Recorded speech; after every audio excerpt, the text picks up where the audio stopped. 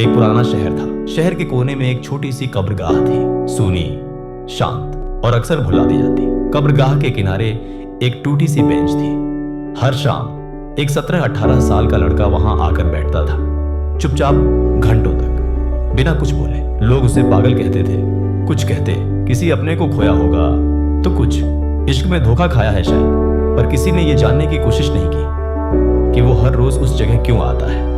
उस लड़के का नाम था अरशी। अरशी एक सामान्य परिवार से था। मां स्कूल टीचर थी और पिता एक दर्जी।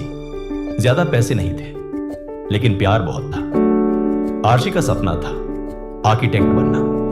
वो शहर की सबसे ऊंची इमारत बनाना चाहता था, ऐसी इमारत जिसमें हर गरीब को एक कमरा मिल सके। लेकिन वो कब्रगाह में क्यों बैठा रहता था? क्यों हर शाम वो बेंच पर अकेला दिखता? उस सवाल का जवाब सिर्फ आरशी जानता था। और एक कब्र। एक दिन एक रिपोर्टर उस शहर में एक इमोशनल स्टोरी ढूंढ रहा था। उसने आरशी को हर दिन एक ही जगह बैठे देखा। वो पास गया और पूछा, और किसका इंतजार करते हो भाई? आरशी ने मुस्कुराकर कहा, मैं खुद से मिलने आता हूं। रिपोर्टर चौंका। मतलब? आरशी ने पहली बार पूरी कहानी बताई। 4 साल पहले रशी सिर्फ 13 साल का था। एक दिन स्कूल से आते वक्त उसका एक्सीडेंट हो गया। तेज गाड़ी ने टक्कर मारी और अरशी कई दिनों तक कोमा में रहा। डॉक्टरों ने कहा, बहुत मुश्किल है, बच भी गया तो चल नहीं पाएगा। माँ पापा टूट चुके थे। लेकिन उसी अस्पताल में था एक छोटा बच्चा, अनिरुद्ध, जिसे ब्लड कैंसर था। हर समय हंसता था, हर नर्स से मजाक करता, बिल्कुल जिंदा इंसान, मौत के मुंह में होते हुए भी। आरशी के बगल वाले बेड पर अनिरुद्ध लेटा था।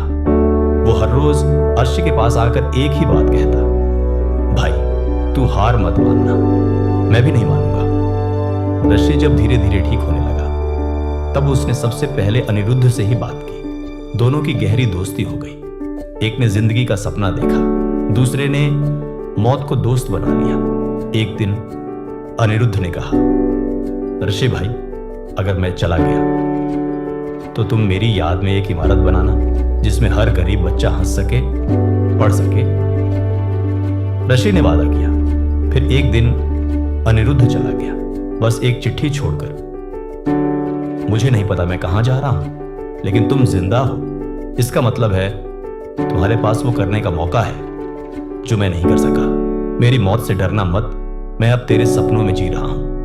रश टूट गया, लेकिन वहीं से उसका सफर शुरू हुआ। उसने ठान लिया, अब वो जिएगा, लेकिन 2 जिंदगियों के लिए, एक अपनी और एक अनिरुद्ध की। पर राह आसान नहीं थी। घर की हालत खराब, पढ़ाई का खर्चा नहीं। स्कूल के बाद छोटे मोटे काम करता, दुकान में सामान बेचता, बच्चों को ट्यूशन पढ़ाता। कई बार चप्पल घिस गई तो बिना चप्पल के चलता, लेकिन किताबें कभी नहीं छोड़ी। कब्र के पास रोज आकर बैठता, अनिरुद्ध की कब्र से बातें करता। आज मैथ्स का टॉपिक आया, समझ नहीं, लेकिन तू होता तो मजा आता। भाई कॉलेज की एंट्रेंस दी है, देखना एक दिन तेरा नाम उस बिल्डिंग पर लिखूंगा। 3 साल बाद आरशी ने शहर के सबसे अच्छे आर्किटेक्चर कॉलेज में स्कॉलरशिप से एडमिशन ले लिया। आज भी शाम को कब्रगाह आता था, पर अब उसकी आंखों में उदासी नहीं थी, एक अलग सी चमक थी। उसे पता था कि कब्र के उस पार अनिरुद्ध मुस्कुरा रहा है।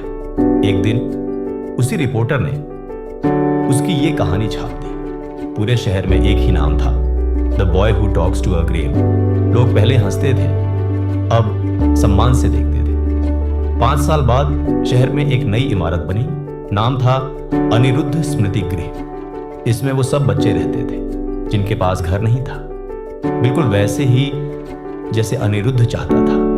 हंसी, पढ़ाई और सपनों से भरी एक दुनिया।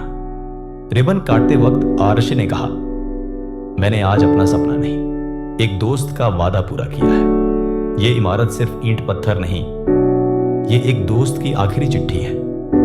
अब भी आरशी हर रविवार को उस कब्र के पास आता है, वहीं बेंच पर बैठकर मुस्कुराता है, क्योंकि वो जानता है कुछ लोग मरते नहीं, वो हमारी यादों में हमेशा जिंदा रहते हैं।